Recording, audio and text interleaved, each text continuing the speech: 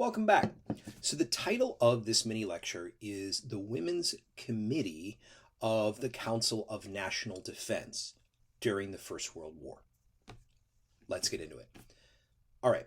So part of the process of mobilizing for war in 1917 and 1918 was the reality that the U.S. hadn't really done this very much in the 20th century.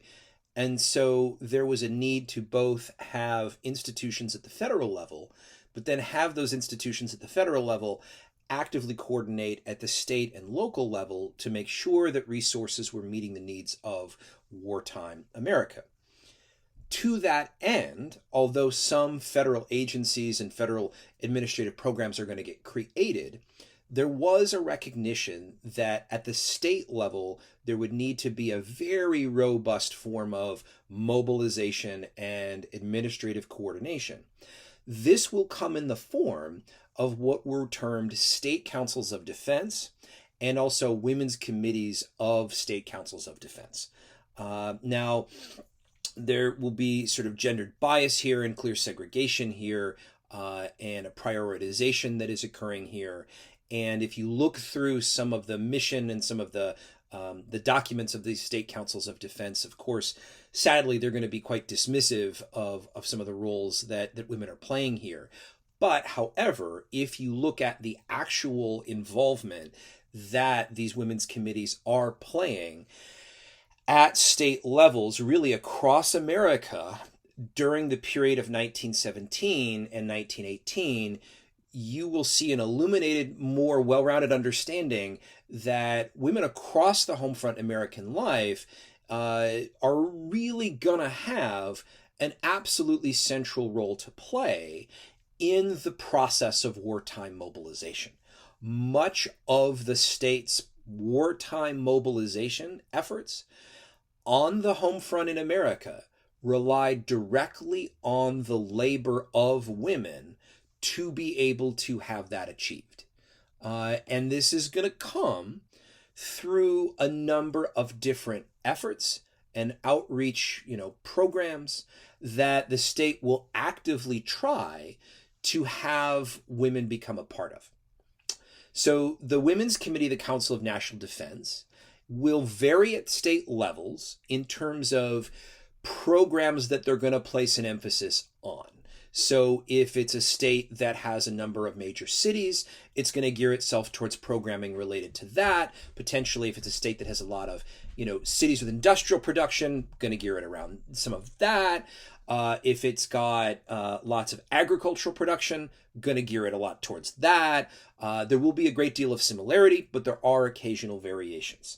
So, broadly, much of what the federal and then eventual state effort is doing, particularly for women, is attempting to get a message out to them that many of the labors and forms of activity and work that they had been doing prior to the war, that they could now consider much of that to be a pro-war effort anyway.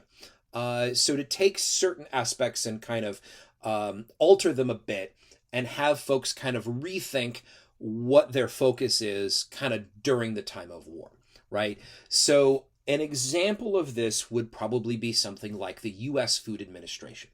Now, the U.S. Food Administration was formed with the understanding that the United States had a role to play in assisting its allies with food insecurity efforts to be able to alleviate those insecurities and concerns. Part of this would be through increased agricultural production, and part of this would be through a conservation effort that would be undertaken at home in the U.S.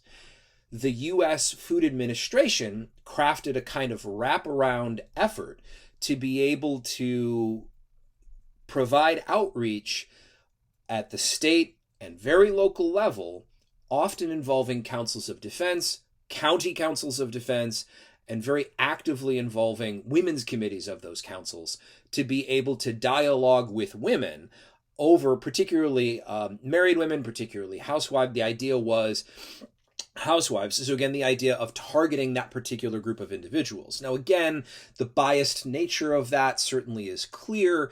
However, this was a very robust effort on the part of the federal government and at the state and local level to be able to attempt to convince women that food purchases, recipes, that conservation efforts were a way to be able to demonstrate one's outward support of the war at home, and one could do that through one's commercial purchases and kind of one's daily life. So again, the Food Administration kind of sets the tone for a lot of this, but it's going to be really handled a lot at the state and very local level through councils of defense, Food Administration, bodies which are going to exist at the state level and at the county level and very local level as well. A lot of this is going to also relate to things like war gardens, which are going to be a part of this process. And there's even more activities and more programming and outreach that women were actively encouraged to get involved in. Some examples of this, again, there was an outreach effort called the Women's Land Army. So the Women's Land Army existed during World War I and in World War II. It existed in the UK and the US. And the idea was that this would be a program whereby women, younger women, could deploy across different states as workers in agricultural settings so that men could join the service, etc. And that would sort of make sure or assist in the process of maintaining or even increasing agricultural production efforts. Now, Women's Land Army efforts were prominent throughout the U.S. They vary in terms of the kinds of agricultural work that women are doing, really state by state. The Women's Land Army effort worked in concert with other federal efforts to deploy additional folks to farming communities. There was an emergency farm labor program. This is largely targeting men. This happens later in 1918. There was something called the Boys Working Reserve, which is targeting largely young men, teenagers, essentially 16, 17, 18, 19. That's also going to be very prominent in 1918. But the Women's Land Army is a really integral thing here. So in some cases, you had training locations for women to get training in agriculture, where the idea would be that they would then be sent to different farming communities or different farms, etc. So in Illinois, in particular, it was called the Training Farm, and it was present near, what is now Libertyville. And again, there is a certain level of gendered sort of aspects of this. Some of the research on this from my own dissertation and others looks to kind of the sort of gendered bias of that. Are they training individuals to be farm laborers, or are they training these women essentially to get married to men who are farmers? And there is some evidence to suggest, particularly in Illinois, that might be the case.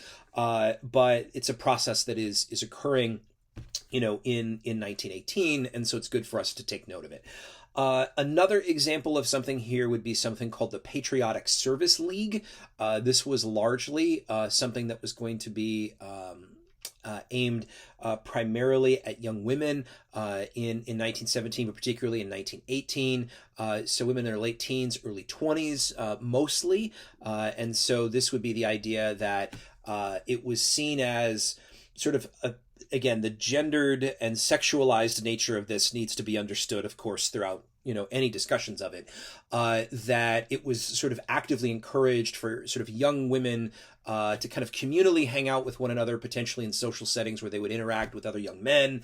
And this was essentially a patriotic thing for women to undertake during the war, and that they might have this sort of directed by chaperones from the state and from these communities. And that this was something that women could engage with in terms of spending time potentially with servicemen in this era. So this had varying levels at different states.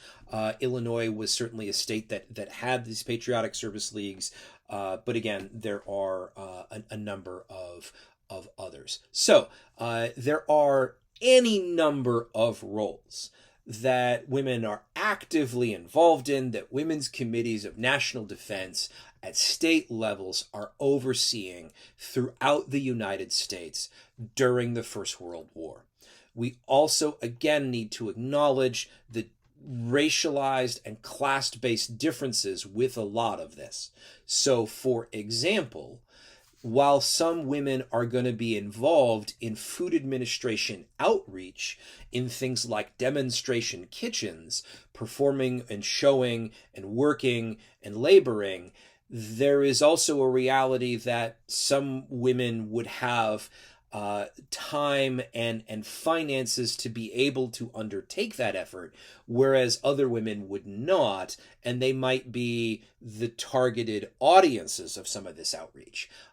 So we need to, of course, be mindful of those kinds of class dynamics as well as racialized dynamics when we're talking about aspects of this.